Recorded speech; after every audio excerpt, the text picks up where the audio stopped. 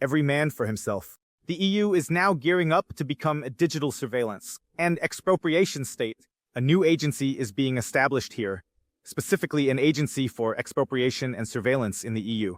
And the whole thing is called AMLA and is now supposed to be pushed forward with the help of the CDU, or rather, Merz's policies. That's what it says in various articles now. The German government wants to improve the supervisory authority at the LA Anti-Money Laundering Authority. This is stated in the coalition agreement between the Union and the SPD. On the surface, it's about prohibiting money laundering, simply improving money laundering regulations, but it ultimately leads to the introduction of a kind of asset register. And this can consequently lead to better taxation of crypto, Bitcoin, gold, and so on. And this could be a preparation for a Stasi 2.0 action that is now approaching us. And this is not a conspiracy theory. There is already an official page here if we scroll all the way down the official EU page, where we can also see a timeline. It states that everything should be fully implemented by 2028. It should also be noted that this is not a completely new thing. It somehow came into effect last year. But now it is supposed to be pushed forward again by the new government. Even real estate accounts, company shares, which is intense luxury goods, and more is supposed to be recorded retroactively. So don't choke on this. So when the entire authority is introduced, they will look back, okay, retroactively, I don't know for how many years, 5 years, 10 years, okay, what happened in the past? And yes, there is also crime. There are also some people who are involved in money laundering and so on. But here it's really about controlling people, even here. New taxation possibilities. There are simply certain things that might not be taxed very well yet. For assets, there are still loopholes like being able to buy gold up to a certain amount without KYC and so on. And such loopholes are intended to be closed even more. It is also said that this enables the EU and the state apparatus to have seamless surveillance of all citizens' private assets. The data collection would be an immense expansion of power for the globalist repressive state, which already wants to silence its critics with account closures and digital blockades. That means this is the next danger approaching us, that now with the news stories which are partially included in the coalition agreement, it is even said that there is no more freedom of speech if it is considered hate speech or something like that, and then someone comes along. Then the question is, how is hate speech defined here? And then, in combination with the asset register, in quotes, or with the AMLA, the anti-money laundering authority, in the EU, you can then quite easily silence any government opponents, any government critics. And that is a very, very critical surveillance tool being installed here. And then we can combine digital euros, digital CBDCs, and digital IDs with all of this. And then we are really at Orwell's 1984. And that's something that probably many CDU voters and voters who have now voted for the SPD and the CDU are not really aware of. This is also written in an article here.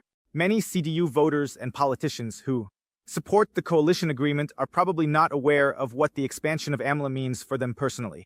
It's ostensibly about combating money laundering and financial crime, but it's also primarily about locating existing assets across Europe to be able to confiscate them as a tax base in one form or another at a later date. So it's not just about taxation here, but it's clearly about confiscation, because there is now also a coalition agreement that allows for the reversal of the burden of proof. This means that in the future, if you have assets, you must prove that they are yours. You need receipts, invoices, and so on. If you buy any assets, you can't just then say, hey, sorry, I lost the receipt, or I'm not sure. I just got it as a gift from my grandma, or something like that. And if something about the inheritance isn't 100% correct or something, then all of it can be expropriated from you. Currently, there are still many things that are under the radar. For example, you received a gold coin or something like that as a gift from your grandma. And now maybe someone didn't declare it in the inheritance or something. But if, of course, all of this is in the register, is localized and also, let's say, registered, then everything here is, of course, seamlessly accessible.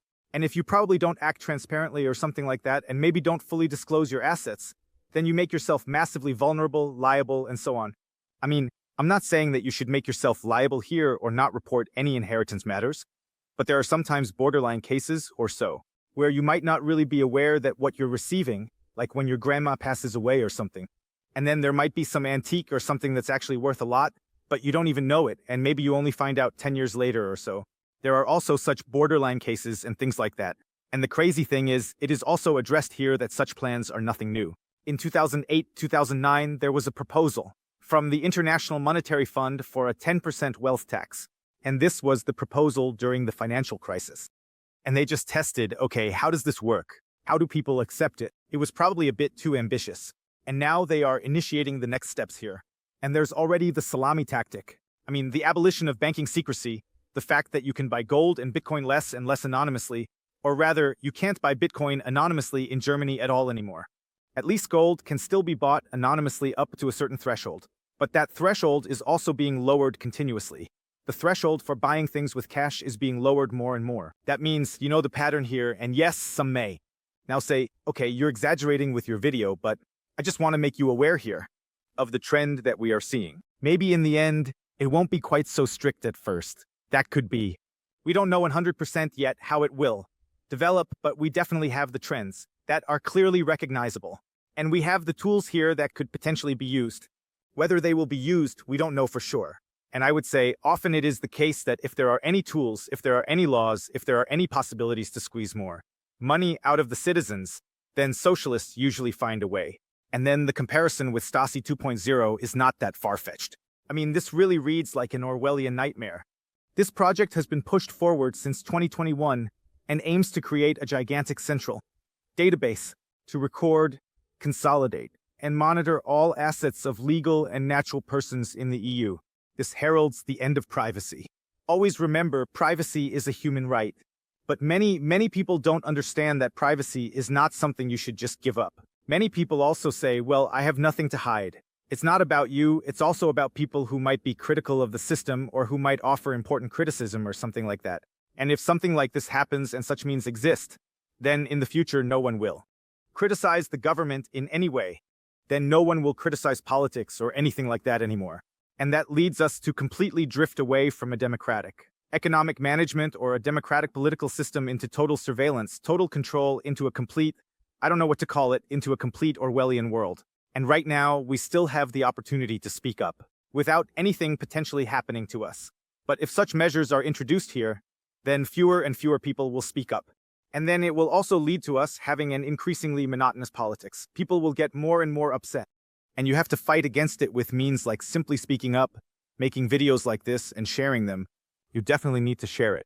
You can, of course, use Bitcoin. You can operate outside the banking system. You can also preserve your money, which is also a big part of what many are considering is essentially emigrating. That means they are completely leaving the EU.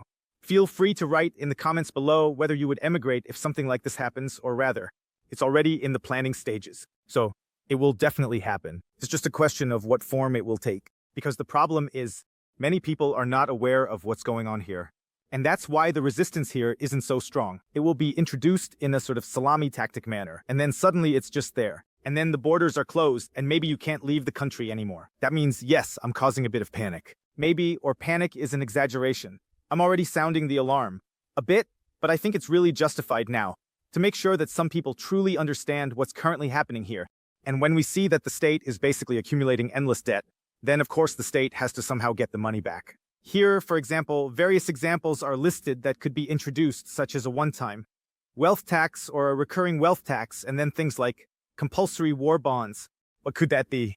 Or if, of course, a currency reform or something like that happens, then it's also very, very important to know, okay, who has what, who can be expropriated, who can be taxed, what instruments can we set up here. And as I said, if in the future you can't prove, okay, I have, for example, a gold coin or a Bitcoin, you can't prove that you bought, for example, a Bitcoin in 2015, then you might not be able to prove it. The exchange might not even exist anymore. And then the state can simply say, okay, hey, you can't prove where the Bitcoin was purchased from. Maybe you didn't track it back then because it wasn't that important at the time. And now we can potentially confiscate your expropriate Bitcoin. And if you don't give it to us, then we'll just access your other assets because we can openly see what assets you have and so on, because you have to declare that. And if you probably don't declare it, then you'll likely be penalized somehow.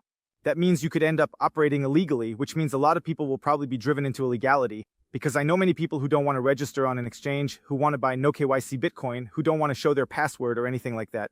And here you can see it's very well listed, for example, the different approaches. So first, they impose cash transaction restrictions, and the upper limit is supposed to be reduced. This practically forces citizens to use bank accounts or the banking system, which can then be used to introduce a Europe-wide financial transaction tax.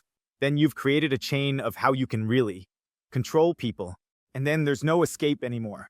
And folks, if you thought, now, this already sounds very, very extreme, but here comes the real kicker, and this really takes the cake, because The EU wants to allow access to the EU asset register not only to authorities but also to individuals with a legitimate interest.